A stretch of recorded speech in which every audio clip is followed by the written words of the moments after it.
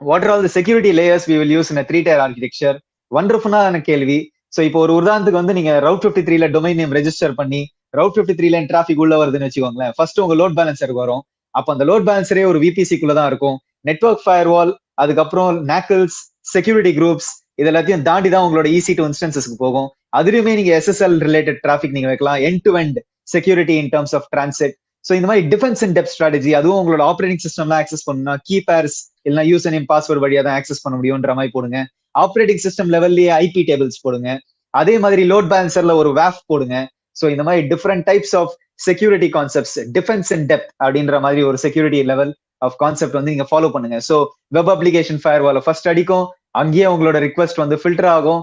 அதுக்கப்புறம் நெட்வொர்க் ஃபயர்வால்ல உங்க ரிக்வெஸ்ட் அடிக்கும், அதுக்கப்புறம் நாக்கிள் வழியா போகும், அப்புறம் செக்யூரிட்டி குரூப் வழியா போகும், அதுக்கப்புறம் ஓஎஸ் லெவல்ல ஐபி டேபிள்ஸ் நீங்க வச்சிருந்தீங்கன்னா அந்த ஐபி டேபிள்ஸ் வழியாவும் உங்களால டிராஃபிக்கை ஃபில்டர் பண்ண முடியும். So defence in depth strategy for security. ஓகேங்களா, சூப்பர். இதே வந்து நீங்க டேட்டாபேஸோட எல்லாம் பேசச்சு, நீங்க வந்து டேட்டாபேஸ் பிரைவேட் சப்நெட்ல வைப்பீங்க, அதுக்கு வந்து SSL வச்சிருப்பீங்க. Again data encryption and transit தான். உங்களோட அப்ளிகேஷன் சர்வர்ஸ் மட்டும் தான் டேட்டாபேஸோட பேச முடியுமா இருக்கும்.